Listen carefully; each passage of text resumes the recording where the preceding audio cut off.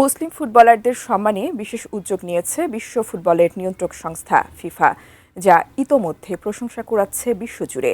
কিন্তু কি সেই উদ্যোগ আর কেনই বা এমন সিদ্ধান্ত নিল ফিফা? বিস্তারিত জানাচ্ছেন আরিফ হাসান। বিশ্ব ফুটবলের সর্বোচ্চ আসর ফিফা বিশ্বকাপ, যেখানে মাঠের লড়াইয়ের পাশাপাশি সমান গুরুত্ব পায় বৈচিত্র্য, সংস্কৃতি ও পারস্পরিক সম্মান। আর সেই ধারাবাহিকতায় 2026 বিশ্বকাপে মুসলিম খেলোয়াড়দের ধর্মীয় বিশ্বাসের প্রতি সম্মান জানিয়ে বিশেষ উদ্যোগ নিয়েছে ফিফা।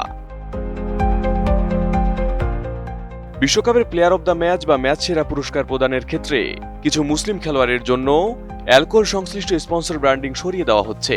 ফলে পুরস্কার গ্রহণের সময় তাদের সামনে বা পেছনের ব্যাকড্রপে দেখা যাচ্ছে না কোনো বিয়ার ব্র্যান্ডের লোগো। বিষয়টি প্রথম আলোচনায় আসে মরক্কোর মিডফিল্ডার ইসমাইল সাইবারিকে ঘিরে। স্কটল্যান্ডের বিপক্ষে টুর্নামেন্টের দ্রুততম গোল করে ম্যাচ সেরা নির্বাচিত হন তিনি।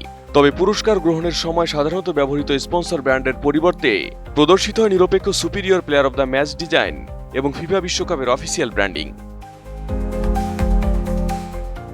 নোভা এলইডি টিভি, ঝকঝকে ছবি, নিখুঁত শব্দ, 5 বছরের ওয়ারেন্টি। নোভা মানে সঠিক মান, নিশ্চিত সেবা।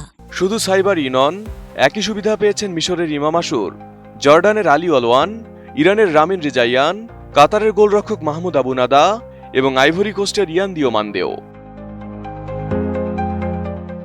ফিফার এক মুখপাত্র জানিয়েছেন, খেলোয়াড়ের ধর্মীয় বিশ্বাস ও সাংস্কৃতিক সংবেদনশীলতাকে সম্মান জানিয়ে তাদের অনুরোধের ভিত্তিতে স্পন্সরবিহীন পুরস্কার ও ব্যাকড্রপ ব্যবহারের সুযোগ রাখা হয়েছে। একই নীতি অপ্রাপ্তবয়স্ক খেলোয়াড়দের ক্ষেত্রে অনুসরণ করা হয়। শুধু অ্যালকোহল সংশ্লিষ্ট স্পন্সর ব্র্যান্ডিং সরিয়ে দেওয়া নয়, চলতি আসরে সৌদি আরবের পতাকাকেও সম্মান দিয়ে মাটিতে নামানো হয়নি। একই সম্মান দেখানো হয়েছে ইরানের ক্ষেত্রেও। অবশ্য ফুটবলে এমন ঘটনা নতুন নয়। 2018 বিশ্বকাপে মিশরের কিংবদন্তি গোলরক্ষক মোহাম্মদ আলী সেনাবি অ্যালকোহল স্পন্সরযুক্ত প্লেয়ার অব দ্য ম্যাচ পুরস্কার গ্রহণে অস্বীকৃতি জানিয়ে বিশ্বজুড়ে আলোচনার জন্ম দিয়েছিলেন। সাম্প্রতিক বছরগুলোতে বিভিন্ন লিগ ও আন্তর্জাতিক টুর্নামেন্টেও মুসলিম খেলোয়াড়দের জন্য পুরস্কার ও উদযাপনের ক্ষেত্রে পরিবর্তন আনা হয়েছে। কোথাও অ্যালকোহলযুক্ত বোতলের পরিবর্তে ব্যবহার করা হয়েছে নিরপেক্ষ কিংবা অ্যালকোহল মুক্ত বিকল্প। 2026 বিশ্বকাপে ফিফার এই উদ্যোগকে অনেকেই খেলাধুলায় ধর্মীয় সাংস্কৃতিক বৈচিত্র্যের প্রতি সম্মান প্রদর্শনের ইতিবাচক উদাহরণ হিসেবে দেখছেন, যেখানে খেলার সৌন্দর্যের পাশাপাশি সমান গুরুত্ব পাচ্ছে খেলোয়াড়দের ব্যক্তিগত বিশ্বাস ও মূল্যবোধ।